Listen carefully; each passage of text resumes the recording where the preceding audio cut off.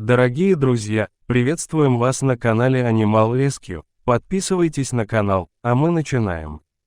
Местный егерь Егор Палыч всю свою жизнь прожил в небольшом поселке в Хабаровском крае, в местах суровых, но по-своему красивых и притягательных. Здесь он вырос, повзрослел и состарился. Его история заставила дрожать наши сердца. «Я был уже опытный егерь», — начал Егор, местные леса знал, как свои 5 пальцев, с оружием был на «ты», да и с местной фауной тоже. Был самый конец весны, реки освободились от льда, снега становилось все меньше и яркое солнце все чаще ласкало кожу своим теплом. Деревья и земля окрашивались в зеленый цвет и все вокруг начинало пестрить яркими красками. Дом наш на отшибе стоял, ближе всех к лесу, буквально от забора через дорогу 40 шагов. В тот день я как раз занимался обычными делами, копал огород, кормил скотину, облагораживал территорию. В общем, ежедневная рутина сельского жителя.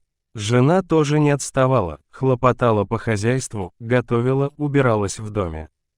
То, что произошло в тот день, осталось в моей памяти на всю оставшуюся жизнь. Я и раньше примечал разных животных на границе леса. Ну так вот, это был самый обычный ничем не примечательный день. Я был занят делами во дворе, как вдруг краем глаза заметил фигуру зверя, промелькнувшего в деревьях на краю леса. Да зверя необычного, очень редкого, которого обычный человек вряд ли за всю жизнь увидит. Я подумал, что этого не может быть, что мне показалось, и продолжил заниматься хозяйством. Буквально через минуту в деревьях опять мелькнула, и из леса вышла она.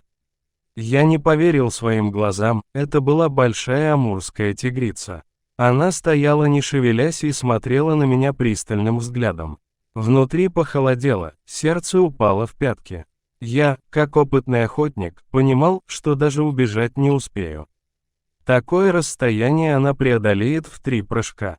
Я мысленно перебирал все возможные варианты, но тигрица не спешила нападать. Она смотрела так, будто изучала меня, пыталась понять, можно ли мне доверять. Немного времени спустя лесная жительница развернулась и на мгновение скрылась в лесной чаще. Тогда я и заметил, что шерсть на ее задней лапе испачкана кровью. Тигрица была ранена, тогда я еще не знал, поранилась ли она сама или тут приложил руку человек, и узнал правду чуть позже. Через минуту она появилась вновь.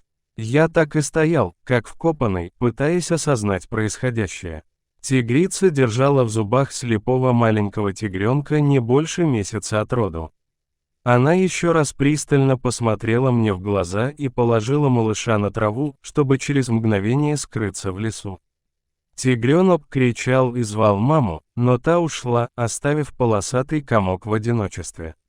Я долго стоял и наблюдал, не решаясь подойти и пытаясь понять тигриный поступок. Лишь немного времени спустя, когда я немножко отошел и решил приблизиться, я осознал, что она оставила его в надежде, что я выхожу его, и раненая она бы не справилась. Я осторожно подобрал подкидыша и направился в дом. Мария Васильевна, моя жена, увидев меня с тигренком в руках, чуть не упала в обморок. В тот момент она, наверное, подумала, что я сошел с ума. Пришлось вкратце пересказать события последних 10 минут. В такое, конечно, верилось с трудом, но настоящий живой тигренок в доме не позволял усомниться. Немного посовещавшись, мы решили оставить его у себя, а как окрепнет да наберется сил, выпустить в лес. Их, полосатых, ведь очень мало осталось на этом свете. Шли дни и месяцы, Амур, как мы назвали тигренка, потихоньку обживался. Первый месяц Мария кормила его из бутылочки с соской, как маленького ребенка, а через месяц перевели его на обычный для хищника мясной рацион. Благо, охотник я был умелый и недостатка в мясе дома никогда не было. Дикий зверь, на удивление, хорошо ладил и с нашей кошкой, и с домашней скотиной. Он игрался, как обычный домашний питомец, носился, шкодил, крушил все вокруг и был практически ручным. Мы с Марией очень к нему привязались, но в душе, конечно, понимали, что нам с ним рано или поздно придется расстаться. Амур рос не по дням, а по часам, через 9 месяцев весил уже под 50 килограмм и был размером с крупную собаку. Держать его в тайне от любопытных глаз становилось все труднее. А ведь если кто недобрый прознает, жди беды, ведь тигр добыча очень ценная и шкура стоит больших денег. Не все люди вокруг такие добрые и сердобольные. Нужно было отпускать Амура домой на бескрайние лесные просторы. Расставание проходило очень тяжело. Я отвел тигра чуть дальше в лес, присел и сказал: «Беги, беги, красавец, дом ждет». Он долго смотрел на меня, больше всего я боялся, что он не уйдет и увяжется за мной, но инстинкт победил, и Амур, развернувшись, в несколько прыжков скрылся из вида в глубине леса. Я еще немного посмотрел ему вслед, сделав несколько глубоких глотков свежего лесного воздуха, и направился обратно домой. «Вот так мы с твоей бабушкой спасли тигренка и подарили ему билет в жизнь», удовлетворенно сказал дед Егор и многозначительно посмотрел куда-то вверх. «Край у нас хоть и большой, но с местных сел и деревень все всех знают, и слухи разлетаются довольно быстро. Через пару месяцев, как мы взяли Амура, прошел слух, что милиция задержала группу браконьеров, оборудовавших себе лагерь в лесу, а задержала она их при очень странных обстоятельствах. Утром в одной из соседних деревень из леса вышли два мужика, выглядели они неважно, грязные, напуганные, потрепанные и запыхавшиеся. Было видно, что они долго бежали, сломя голову. Когда их спросили, что с ними случилось, они, сильно заикаясь, долго не могли объяснить. Немного отойдя от шока, они все же рассказали, что на их товарищей в лесу напал тигр и требуется врач, но мужики не поверили. Тут тигра-то вживую почти никто за всю жизнь не видел, а чтобы он еще и напал на людей, так вообще нонсенс. Но немного погодя и переглянувшись, велели им указать место. Взяв с собой на всякий случай оружие, мужики вместе с местным фельдшером и участковым отправились за горе-охотниками. На месте их ждала неприятная картина. От палаточного лагеря осталось одно название.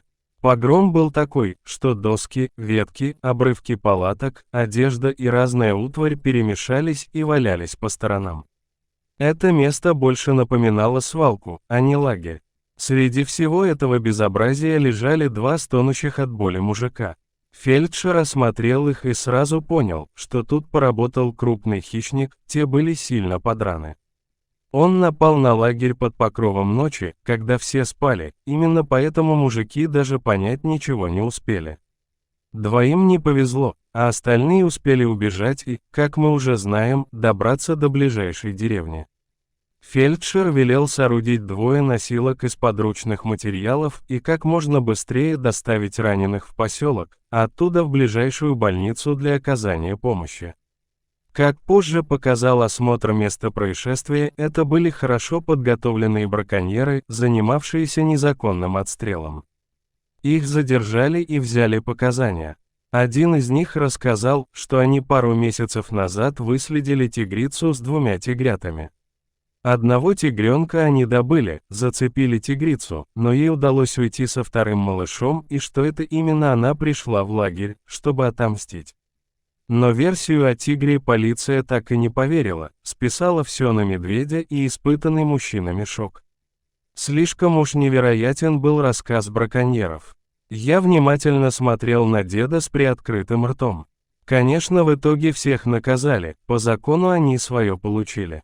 И хотя про тигра им никто не поверил, я знал, кто на самом деле пришел к ним в лагерь, чтобы поквитаться за своего малыша, закончил свой рассказ Егор Палыч. Дорогие друзья, если вам понравилось видео, подписывайтесь на канал и не забудьте оставить комментарий. До свидания.